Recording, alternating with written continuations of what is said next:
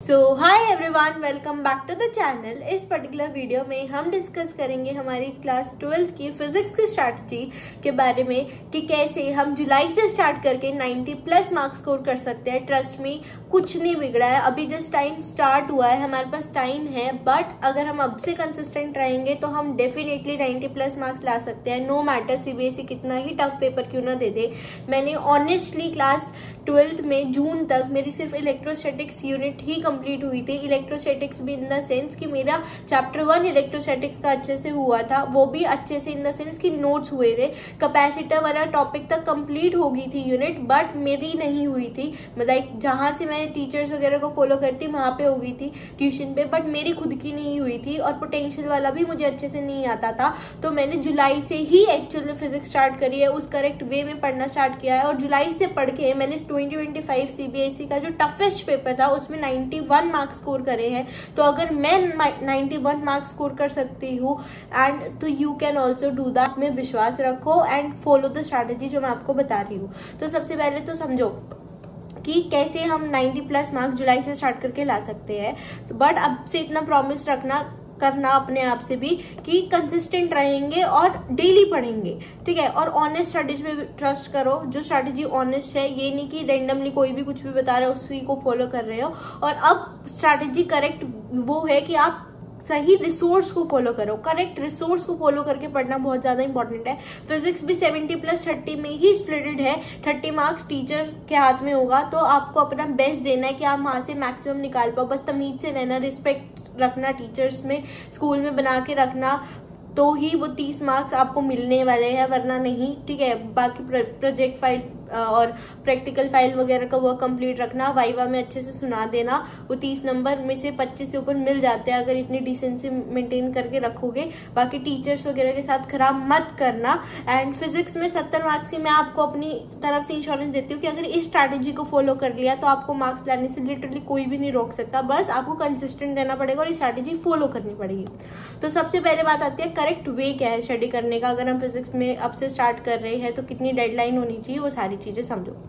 तो सबसे पहले तो आपने एक टीचर डिसाइड किया कि हमें इन टीचर्स का समझ आता है, हम यहाँ से पढ़ रहे हैं, लेट से यूट्यूब से पढ़ सकते हो, स्कूल से पढ़ रहे हो, कोचिंग से, ट्यूशन से, जहां से भी। अगर स्पेसिफिकली यूट्यूब की बात करें तो आप अभिषेक साहू सर के लेक्चर्स, चाहे वो गनशॉट से पहले किया, किन्हीं को भी देख लो, सारे बेस्ट है। अलग पांडे सर के लेक्चर्स, बस उसमें एक चीज का याद रखना कि डेरिवेशन वाला पार्ट थोड़ा सा कम होता है, तो उस चीज को आपको खुद को मैनेज करना पड़ेगा कि डेरिवेशन भी साथ साथ हो रही है। एनसीईआरटी वाला definitely one of the best channels है, आशु गई सर का भी बेस्ट है, ठीक है। तो कहीं से भी पढ़ सकते हो आप, जहां से आपको ठीक लगे। फिर आता है कि सेकेंडली आपने टीचर से पढ़ा, फिर आपने नोट्स प्रिपेयर करे। ये नोट्स वाला जो पॉइंट है ना, ये सबसे बड़ा पॉइंट ऑफ डिफरेंस होता है between a topper and an average student note. अब मैं आपको कुछ दिखाती हूँ। मैं आपको अपने क्लास 12th के जो नोट्स है जिससे मैंने मार्क पढ़ के 91 मार्क्स आए हैं वो दिखाती हूँ। और एक जो बच्चा आपकी तरह है जिसने मेरे पास इंस्टाग्राम पे नोट भेजे कि दीदी आप एक बार चेक करके बताओ क्या ये नोट्स इनफ है। So I just check and I realised what's the mistake you are making. तो एक एवरेज स्टूडेंट और टॉपर की नोट्स में क्या फर्क आ रहा है, तो उसको देखो। सबसे पहले यही पॉइंट ऑफ डिफरेंस है जिसकी वजह से आप एफर्ट मार रहे हो बट फिर भी मार्क्स नहीं आ रहे। तो देखो, ये सबसे पहले मेरे नोट्स है इलेक्ट्रिक पोटेंशियल एंड कैपेसिटर की। बात यहाँ पे राइटिंग की, वे ऑफ प्रेजेंटेशन की नहीं हो रही, बात यहाँ पे कंटेंट की है। तो राइटिंग पे मत जाना कि उस बच्चे की राइटिंग गंदी है इसलिए, या राइटिंग से कुछ ऐसा नहीं है, ठीक है। और सजाने बजाने से भी अच्छे नोट्स का कोई लेना देना नहीं होता। अच्छे नोट्स का मतलब होता है अच्छा कंटेंट उसमें हो। तो देखो, इलेक्ट्रिक पोटेंशियल क्या है, सबसे पहले उसकी डेफिनेशन आ गई। फिर वहां पे electric point potential due to any point, like एक सिंगल आइसोलेटेड चार्ज है, उसकी वजह से किसी भी पॉइंट पे इलेक्ट्रिक पोटेंशियल क्या होगा, उसकी डेरिवेशन आई स्पेसिफिकली, ठीक है। कंसिडरेशन पार्ट वगैरह सब डेरिवेशन आई, ठीक है। किसी फॉर्मूला को डेराइव किया, डायमेंशन फॉर्मूला भी लिखा हुआ है। फिर हमने पोटेंशियल डिफरेंस निकाला, ठीक है, उसकी डेरिवेशन होगी, ठीक है। अच्छा, फिर स्केलर है क्योंकि इलेक्ट्रिक पोटेंशियल, तो उसकी वजह से क्या होगा, सारे ऐड वगैरह हो सकते हैं, वो लिख लिया। फिर डेरिवेशन आ गई इलेक्ट्रिक पोटेंशियल की एक्सियल पॉइंट की वजह से, फिर इक्वेटोरियल की वजह से, ठीक है। अच्छा, और एट एनी पॉइंट की वजह से। तो ये सारे आगे रिजल्ट वगैरह हाईलाइट कर रखे हैं क्या है। फिर न्यूमेरिकल स्टार्ट हो गए कि आपने potential, electric potential and axial, equatorial और सारी चीज देख ली एट एनी पॉइंट। अब इसके न्यूमेरिकल स्टार्ट होगी इलेक्ट्रिक पोटेंशियल वाले टॉपिक के, ठीक है। ये सारे के सारे न्यूमेरिकल्स है, आराम से देखो, कोई जल्दबाजी नहीं है। पीडीएफ टेलीग्राम पे अपलोडेड है, तो आप खुद भी कंपेयर कर सकते हो। फिर आता है, आप देखो, ये है उस बच्चे के नोट्स जिसने मेरे पास भेजे चेक करने के लिए firstly I am not saying कि उसके नोट्स बेकार है, मैं सिर्फ दिखा रही हूँ कि शायद जो गलती उसने करी वही गलती आप में से बहुत सारे बच्चे कर रहे होंगे। So there is no need to make fun of any kind की उस बच्चे के नोट्स ऐसे है। फर्स्टली तो देखो, जैसे इसने भी इलेक्ट्रिक पोटेंशियल की डेफिनेशन लिख रखी है, सारी बात लिख रखी है, ठीक है, एसआई यूनिट, बट यहाँ पे जो मेन चीज समझने की है ना वो है कि न्यूमेरिकल नहीं है इसके नोट्स में एक भी टॉपिक वाइज जैसे मेरे में है। समझो ध्यान से, यहाँ पे देखो पोटेंशियल एनर्जी, मेरे पे इलेक्ट्रिक पोटेंशियल इतना ज्यादा इन डेप्थ इन डिटेल था, यहाँ पे पोटेंशियल के बाद डायरेक्ट पोटेंशियल एनर्जी आ गया। सबसे पहले तो ऐसे देख के तो खुद का ही मन ना करे पढ़ने का, तो अपने नोट्स को थोड़ा इस लेवल का भी बनाओ कि आपका मन करे कॉपी उठा के पढ़ने का। ऐसा ना हो कि हम खुद ही कंफ्यूज हो गए कि क्या लिखा हुआ था और क्या पढ़ना है। तो ये आप नोट्स देख सकते हो, इसमें न्यूमेरिकल्स है ही नहीं। मैंने उसको भी यही बात बोली थी कि न्यूमेरिकल्स नहीं है, और बेटर नोट्स ये नहीं होते कि सिर्फ थ्योरी कंसेप्चुअल वाला पार्ट हो, उसमें न्यूमेरिकल्स भी कवर होनी चाहिए, सारी चीज A to Z अच्छे से होनी चाहिए। तो इस चीज का आपको भी ध्यान रखना है। अच्छा, वापस चलते हैं कि फिर आता है कि आपने नोट्स कर लिए, फिर आता है PYQs के ऊपर अब हमें मूव करना है कि PYQs करें, और एक स्टैंडर्ड बुक हमने अपनाई कि हमने ये बुक सॉल्व करी। अब in the last video I recommended you some कि ऐसे ऐसे करना है, बट प्रॉब्लम आई सबको, आप लोगों को नहीं हो रहे न्यूमेरिकल सॉल्व। मेरे पास मैसेज आए थे फिजिक्स नहीं हो रही, न्यूमेरिकल्स नहीं हो रहे solve, and I was like क्यों नहीं हो पा रहे, क्या रीजन है। मैंने बहुत एनालाइज किया उस चीज को, एंड लिटरली आपकी इसमें कोई गलती नहीं है। फर्स्टली 11th एक रीजन होता है सबका, ठीक है, कि नहीं हो रहे। सेकेंडली वॉज कि नोट्स में ही न्यूमेरिकल नहीं हो रहे, तो डायरेक्ट अगर हम बुक पे जंप कर रहे हैं तो वो होंगे ही नहीं, क्योंकि वो वाली बुक्स जो मोटी मोटी बुक्स आती है मार्केट में, वो वाली बुक्स है जिसमें बहुत हाई लेवल कंटेंट है। अब डायरेक्ट HC वर्मा पे जाओगे तो वो JEE लेवल के मिक्स क्वेश्चन होते हैं, तो वो नहीं होंगे हमसे। तो अब हमें मूव करना है ऐसी बुक के ऊपर जहाँ पे हमारा पेपर भी उस बुक से आए, जहां हमारा कॉन्फिडेंस भी ना हिले, जहां हम न्यूमेरिकल्स कर पाए, जहां हमारे नोट्स से जैसे बेसिक्स टू एडवांस लेवल के न्यूमेरिकल्स होते हैं वैसे नोट्स हो, वैसी बुक हमें ढूंढनी है। और एक बुक को फॉलो करना बहुत इंपॉर्टेंट है, और ऐसी बुक जिसमें PYQs भी इंक्लूडेड हो, सब कुछ हो। तो प्रॉब्लम है मार्केट में इनफाइनाइट बुक्स है, बहुत मोटी मोटी बुक्स है, उनको देख के ही मन नहीं करता है सॉल्व करने का, एंड न्यूमेरिकल सॉल्व हो ही नहीं रहे हमसे, क्योंकि उसमें इतने ही एडवांस लेवल के सारे नोट्स के अवेलेबल हैं। तो और एज आई टोल्ड यू, मेरे पास बहुत सारे DMs भरे हुए, फिजिक्स बिल्कुल नहीं हो रही। सो मैं बैठी, मैंने बहुत सारी बुक्स एनालाइज करी कि कौन सा क्वेश्चन बैंक एट प्रेजेंट हम ले सकते हैं जो मार्केट में सबसे बेस्ट है, कि आपको प्रॉब्लम ना हो और आप इजीली सारी चीजें सॉल्व कर पाओ। Then I moved on to the solution, and that solution is the books of Oswaal. ऐसा क्यों, इसके पीछे रीजन है। देखो, हमें सोल्यूशन ऐसा ढूंढना था कि वो रिसोर्स जो हमारे लिए रेलिवेंट हो, जो लेटेस्ट पैटर्न पे बेस्ड हो, जो लेटेस्ट ईयर 2025-26 का बिल्कुल लेटेस्ट प्रिंट हो, सारे क्वेश्चन पेपर सब अवेलेबल हो, उसमें हाई चांस हो कि क्वेश्चन उसी बुक से आए, उसी जो हम क्वेश्चन सॉल्व करके जा रहे हैं वही सेम क्वेश्चन हमें पेपर में दिखे, हमारा कॉन्फिडेंस मेंटेन रहे।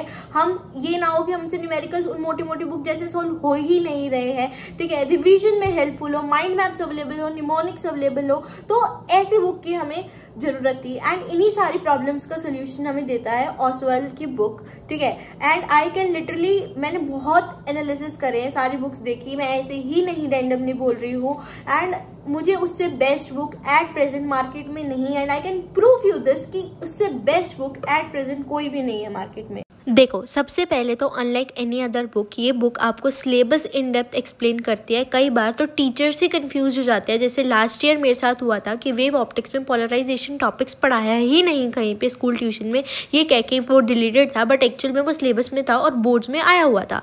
तो इसी कन्फ्यूजन को ये सिलेबस डिटेल एनालिसिस दूर करता है। इन डेप्थ सिलेबस आपको दिया हुआ है हर चैप्टर का विद टॉपिक्स की क्या है और क्या नहीं। इस बुक की सबसे बेस्ट बात यह है कि इसी सिंगल बुक में आपको previous year exam question, board sample question papers, जो बोर्ड के एडिशनल प्रैक्टिस क्वेश्चंस होते हैं, क्वेश्चन बैंक, कंपेटेंसी बेस्ड क्वेश्चन, सब इसी में मिल जाता है। और इस बुक का सबसे बेस्ट फीचर जो इसको हर किसी से अलग बनाता है वो ये है कि आपको ट्रेंड एनालिसिस प्रोवाइड करता है कि कैसे CBSE कौन से टॉपिक से सबसे ज़्यादा क्वेश्चंस पूछ रहा है। पहले जो टॉपिक इंपॉर्टेंट नहीं थे, अब उन टॉपिक्स को इंपॉर्टेंस की कैटेगरी में डाला जा रहा है। कैसे CBSE अपना पैटर्न बदलता हुआ जा रहा है, किस टॉपिक से सबसे ज़्यादा लास्ट ईयर क्वेश्चंस बने हैं, वो सारी चीज़ आपको एक बुक प्रोवाइड करती है हेल्प करने में, एनालाइज करने में कि कौन सा टॉपिक इंपॉर्टेंट है। एंड नॉट जस्ट दिस, ये आपको देता है प्रेडिक्टिव रिवीजन प्लानर आपके 2026 एग्जाम के लिए कि कौन सा टॉपिक सबसे ज़्यादा इंपॉर्टेंट है और किस टॉपिक से सबसे ज़्यादा चांसेस है क्वेश्चंस बनने के आपके 2026 एग्जाम में। हर टॉपिक को क्या सही स्ट्रैटेजी के साथ पढ़ा जाना चाहिए, कौन सा टॉपिक बहुत इंपॉर्टेंट है, वो सारी चीज़ें आपको ये बुक अपने रिवीजन प्लानर में बताती है। This book also gives you last year's solved papers not just for Delhi and outside Delhi sets as well। जितने भी CBSE के सेट्स थे सारे के सारे उनके question papers along with the answers आपके पास इसी सेम बुक में अवेलेबल है, सो दैट आप अपना एक बार सिलेबस रिवाइज करने के बाद, कंप्लीट करने के बाद इन पेपर्स को भी सॉल्व कर सकते हो और आपको कहीं ढूंढने की ज़रूरत नहीं पड़ेगी।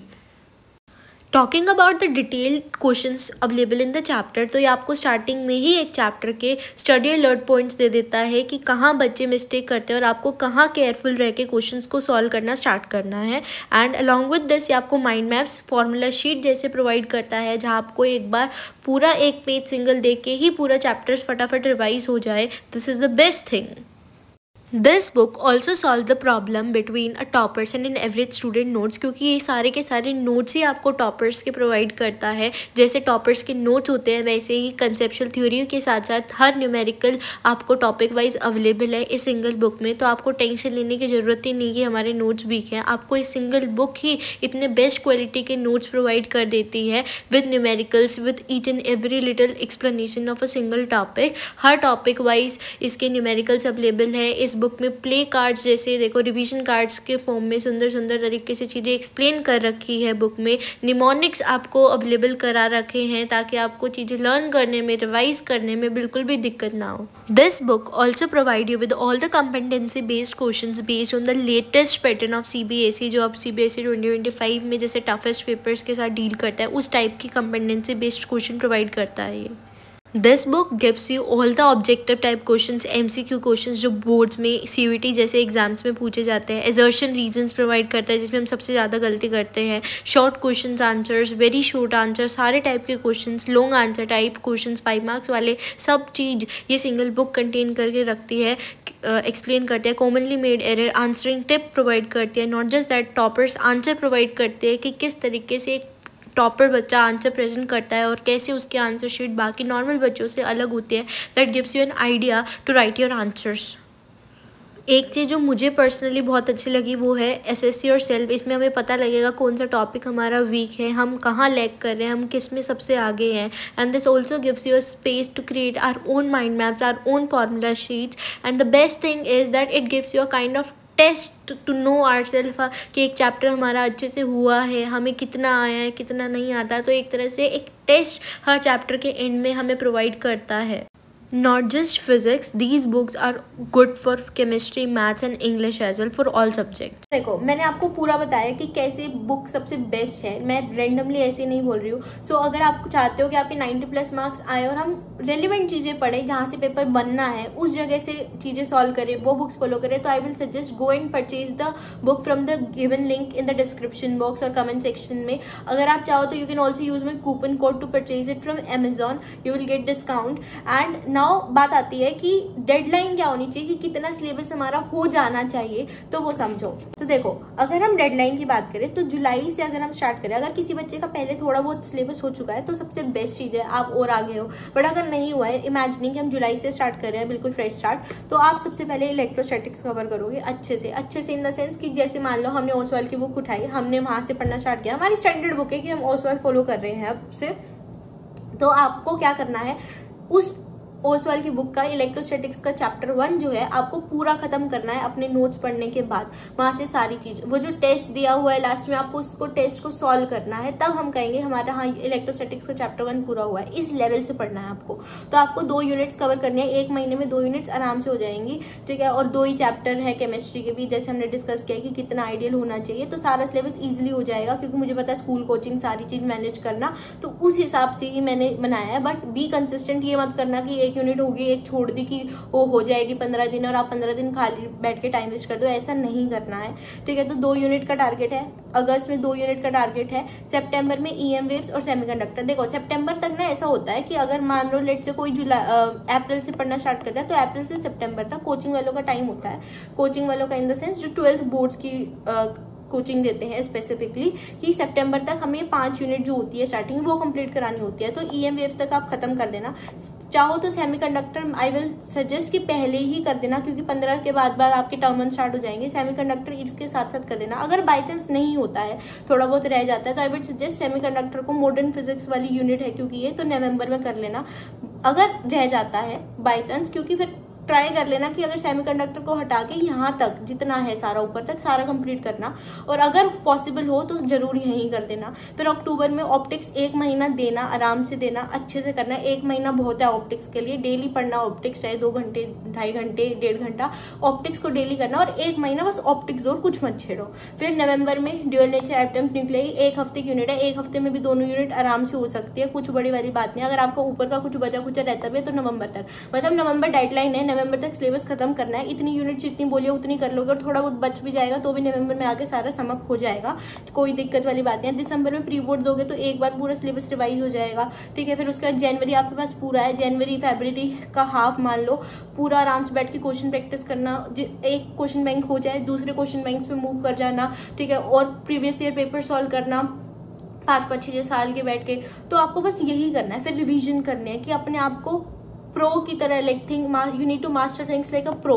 तो फिर आपको बस क्वेश्चन प्रैक्टिस करने बची। आपका कंसेप्ट वाला पार्ट बहुत स्ट्रॉन्ग हो जाना चाहिए, और आपका लाइक इतनी स्ट्रैटेजी फॉलो कर लेते हो आपको कोई भी नहीं रोक सकता लिटरली 90+ मार्क्स लाने के लिए, ट्रस्ट मी, ठीक है। फिर आता है कि टाइम तो है, इजिली हो जाएगा, बट बी कंसिस्टेंट, और सारी चीजों के पीछे मत भागो। जो चीज कर रहे हो उसको अच्छे से करो। 20 बुक सॉल्व करने का कोई फायदा नहीं है। एक बुक पे रहो, बट उसको अच्छे से करो। ये नहीं एक क्वेश्चन यहाँ का कर लिया, एक क्वेश्चन वहां का, नहीं। एक बुक को अच्छे से फॉलो करो। हो सकता है स्टार्टिंग में रिजल्ट ना दिखे, थोड़ा टाइम दो, 1 महीना 2 महीना, अपने आप रिजल्ट दिखेगा, अपने आप मार्क्स आएंगे, अपने आप ही आपको रियलाइज होगा कि हाँ हम पहले से थोड़ा बेटर कर रहे हैं। And again I will suggest Oswal is the best book, और अगर आप परचेज करना चाहते हो, एंड आई विल सजेस्ट आपको करनी भी चाहिए, so you can go and by that book from the given link in the description box. Thank you.